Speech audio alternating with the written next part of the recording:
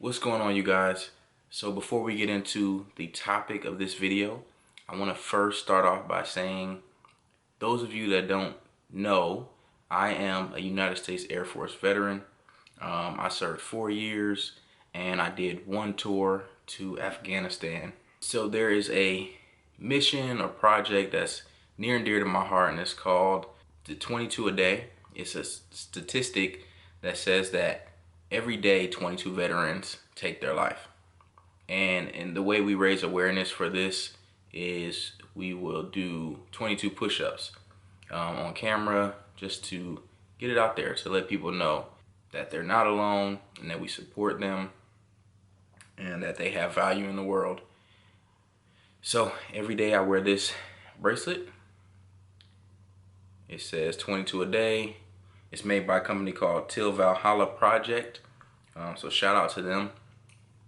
It's not a sponsored ad or anything like that. I actually paid for this to support the cause.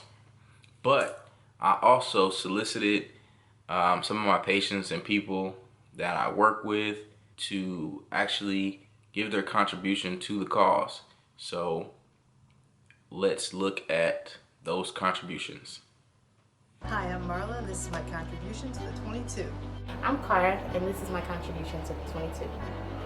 Hey, my name is Sean, and this is my contribution to the 22. I'm Keisha, and this is my contribution to the 22. Hey, I'm Cree, and this is my contribution to the 22. This is DJ, and this is my contribution to 22. I support all our veterans. Hi, I'm Dr. Monica, and this is my contribution to the 22. Hello, Dr. Wendell Campbell here. I'm doing my 22. Girl, push up. There you go. One, come on.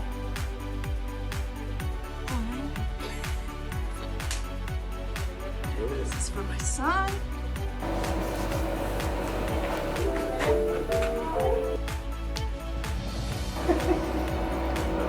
One more. 22. Yeah. If you stay ready, you ain't gotta get ready. Already. Yeah, y'all ready? Look. If you stay ready, you ain't gotta get ready. I have a whole story about hygiene life as a student. I'll save that for a whole other video. That's why and how I became a hygienist.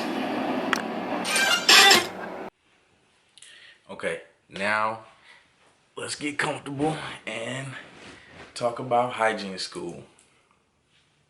So I actually jotted down some notes to kind of keep me on track here, because Hygiene School was a long process, and I want to give you guys my story, but I want to make sure I stay on track as well. So first thing is I'm going to talk about is going to be orientation, like my initial feeling stepping into the program. So after getting my letter in the mail that I was officially accepted into the hygiene program, on the letter it had our orientation date, where we would come up to the school and we would meet our cohort and meet our program director and maybe some of the instructors. So I remember coming up to school, man, I was excited just to meet the people who I knew that I was going to be spending the next couple years with, because being in the military, I had experienced what it's like to go through something with a group of people and how those bonds get formed. So I knew going into it, like, these are going to be the people who, you know, we're strangers now, but we're going to be family by the end of it. So I remember coming in, and I remember immediately getting happy because I seen two other guys that were there. Interestingly, I was an Air Force guy. One of the other guys was an Army guy, and then the third one, he was a Marine guy. So we were all military veterans, and then the rest of our cohort was girls. And our cohort, maybe 12 to 13 people when we started it. And I think we picked up an extra person on the way too, because some people had already taken some classes, so they didn't have to start with us. They had taken those prereqs that we were taking. They started with us a little bit later on. But anyways, once we met our cohort, everybody got along really well. We were all just excited to start the program. And it was so many different people from different walks of life. There was me at the time, I think I was like 24. Yeah, like I was like around 24 years old.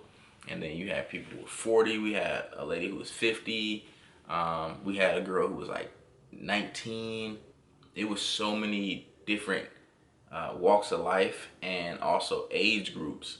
So that made an interesting dynamic for the group.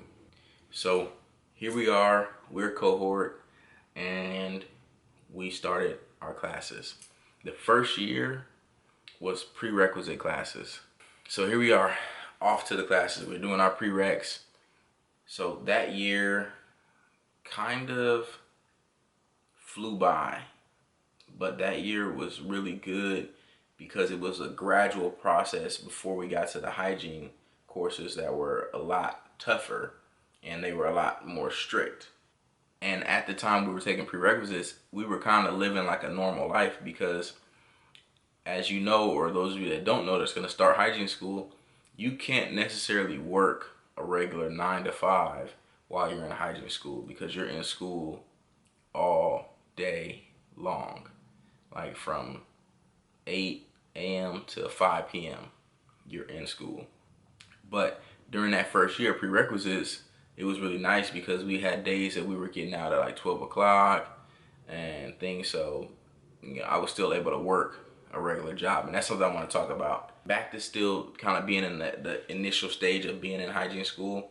So at my school, we were actually required to wear business casual every day to our prerequisite classes because we weren't yet wearing scrubs, because we didn't actually earn our stripes of being considered dental hygiene students. Although we were in a dental hygiene program, that was a point you're trying to make it through the prereqs. So once you get to the dental hygiene courses and you're getting ready to start pre-clinic, that's when you get your scrubs. So we were wearing business casual every day. In the hygiene program that I attended, you had to maintain a B average. Anything below that was failing and you would be booted from the program, which I thought was harsh, but I think it was good because it raised the bar and it raised the standard for the type of student that would basically make it to becoming a hygienist. So it was almost like you can't really just skate by.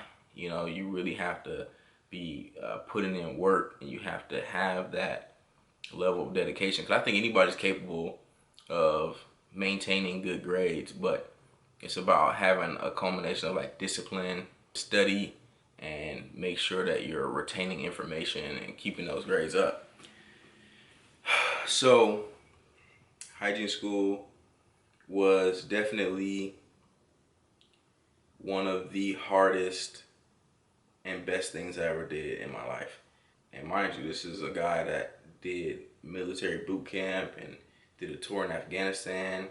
Like, hygiene school was probably the hardest thing I've ever done and one of my biggest accomplishments. So let's talk about money. So I worked so many jobs while I was in hygiene school, it makes no sense. Now, one advantage that I had was that I'm a veteran, so I was on the GI Bill. So I was receiving a monthly check or stipend from the military to cover, bills or just whatever living expenses. But I still had to hold a job because it wasn't enough. And at the time I had my 2 kids and I was married. So I was still trying to support our little family and go to school and work. So I ended up getting a job working at a spa. I was managing a spa in Atlanta. I managed a spa. I managed 2 different spas actually for the same company, just different locations. I was a barber. I did construction. I did some personal training on the side. I was doing.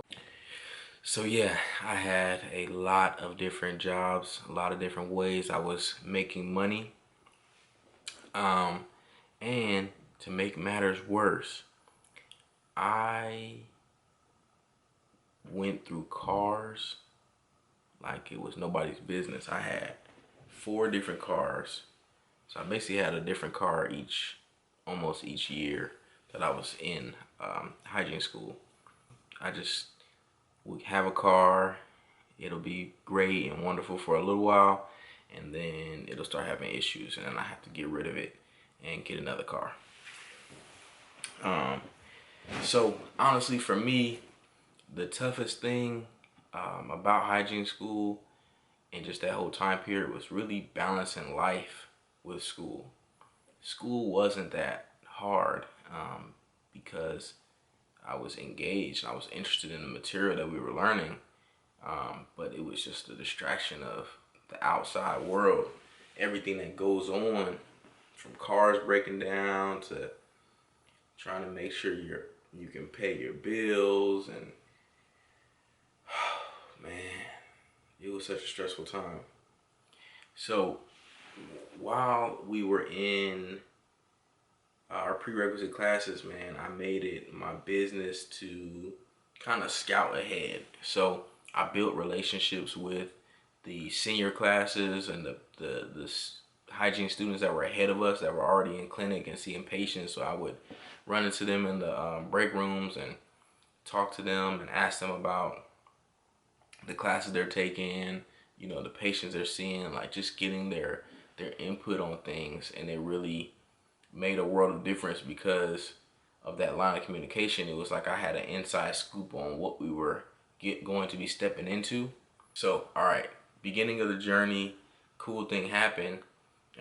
We were told that we were able to select a class president, and all my classmates voted that I be class president, which was super cool. Then later on in the program, we also had a Student American Dental Hygiene Association, which I was again voted to be president. So that was super cool, man. So what I would do as the president of the Student American Dental Hygiene Association is I would organize events. So throughout my time in hygiene school, I organized Christmas parties. I organized an effort for people in the school to do a walk. Like we did a walk to raise money for this young girl who was she was waiting for a heart transplant, if I remember correctly, and we walked and raised money for her. I organized a fundraiser to raise money for a girl who was in the program that lost her husband while she was in the program. He passed away, and it was right around Christmas time, so we were able to raise quite a bit of money to be able to give them a Christmas, even though I'm sure it wasn't necessarily something to take their mind off of the fact that they just had a loss, but more so to just let them know that we were there to support them. We also did an adopt a family. I organized that amongst other people. There were other people in the committee for the Student American Dental Hygiene Association. We adopted a family. We had a Santa Claus come in, and we had gifts for the whole family, mom and 2 kids. So we did some pretty good stuff with the Student American Dental Hygiene Association. I always had a passion for doing motivational speaking, and I actually had opportunities while I was in school to talk to cohorts that were coming in. The director actually asked me to go into the classrooms and kind of just motivate. Sometimes teachers would come if they seen that there was a little bit of low morale in the groups. I would come in and just kind of have like a real heart-to-heart talk with them and motivate them, And me being a senior student, they were pretty much hanging on every word just like I was, when I talk to senior students, because you just want to pick up a little bit of whatever it is that they have to drop, so that you can get to where they are. So I would go in and just, talk to them, have them voice their concerns and things like that. And I would just instill motivation and really give them that listening ear and that perspective of a student that's going through the journey or has gone through the journey at the point that they are at currently, and how to get through it. So that was really cool. I hope that I get more opportunities to do that at larger scales, Like I would love, love to be able to speak and motivate hundreds of people, like a crowd of people. That would be amazing. Okay, so here's some advice I want to give you guys, that I utilized while I was in hygiene school. A key thing that you have to master is navigating your personal relationships with people. You have to understand when there is toxicity that you should not be a part of, and a clickiness. If you're not a clicky kind of person, I'm not a clicky kind of person. Like I'll bounce around from cliques, and I think that's a good way to be, because it doesn't seclude you from other people, right? Especially when you're already a clique as it is, because you're a cohort, you're a group of people that are on a track toward becoming dental hygienists. There's no reason to have cliques within a clique. So it should be like a full circle of friendship, family, building bonding. Avoid drama. It has a way of creeping in, but you just have to try to avoid it the best you can, because it makes your hygiene journey less drama filled, less problematic. The drama only causes distraction from what you're really there for in the first place. Going through the hygiene program, most of the time, your instructors are going to be hygienists as well. There should really be a one team, one dream kind of mentality where, you're not there for it to be students versus the instructors. It should be the instructors helping the students learn the material they need to learn so that they can become hygienists like them. So I urge you guys as students to push that narrative when you're in school.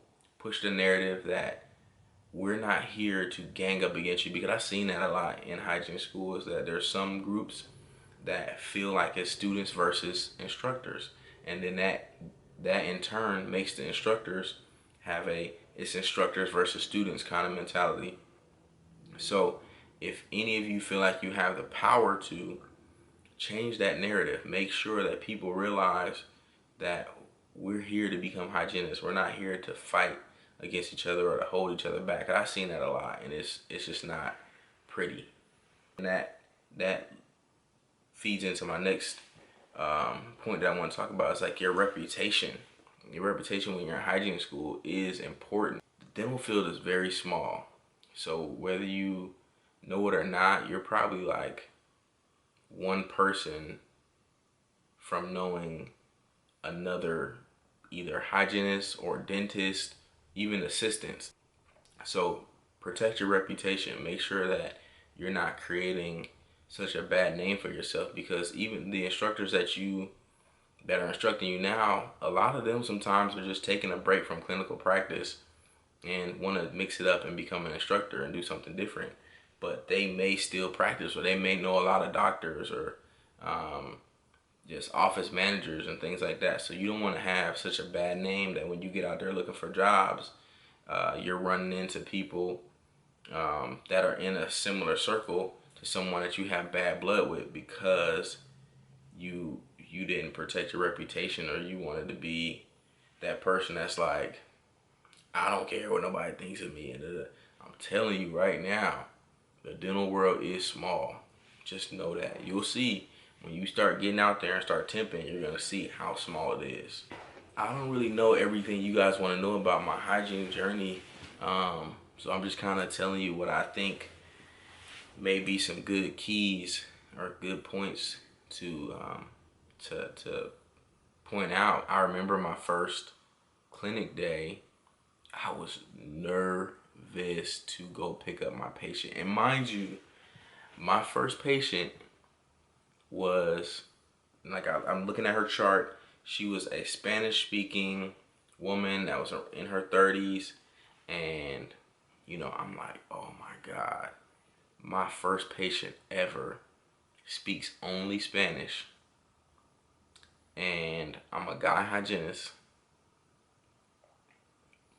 black guy hygienist with a beard and tattoos and stuff. I'm like, man, this lady is about to be like,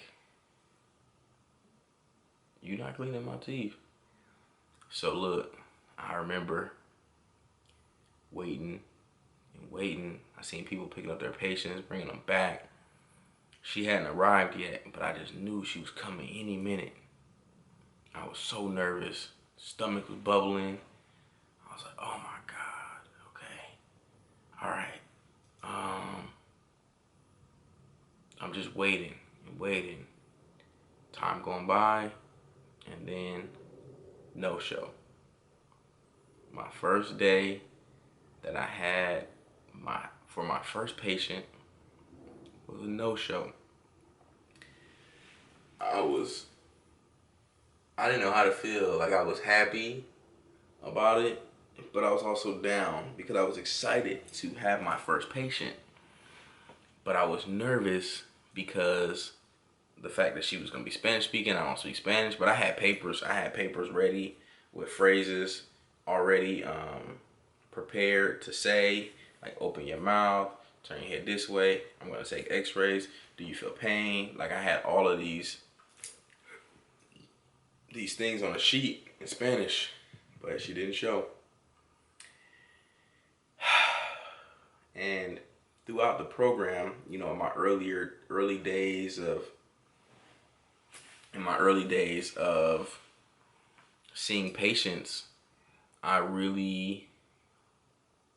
wasn't really sure of, like, how people perceived the male hygienist.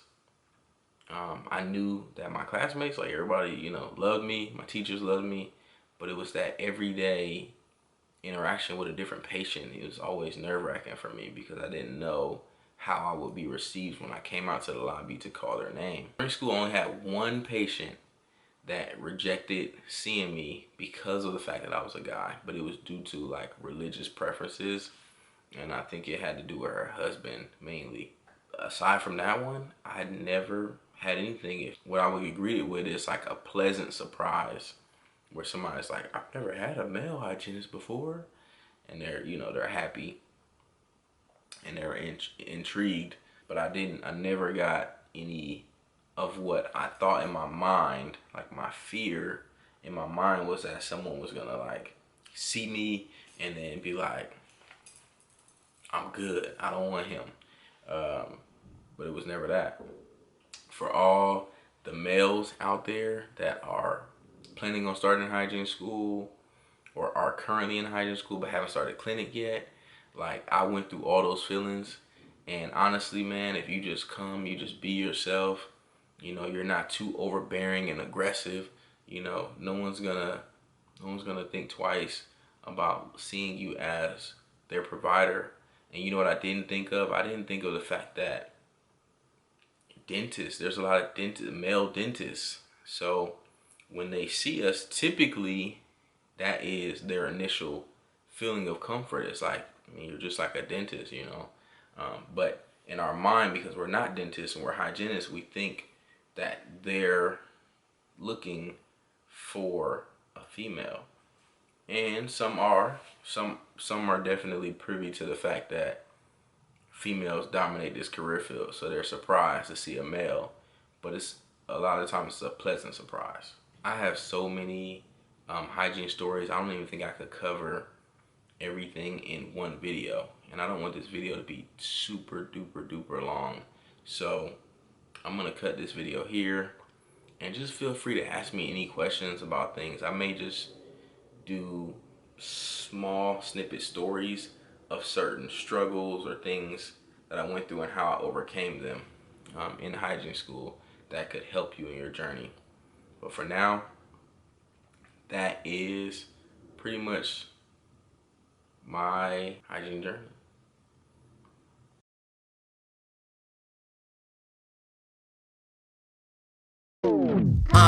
If you stay ready, you ain't gotta get ready.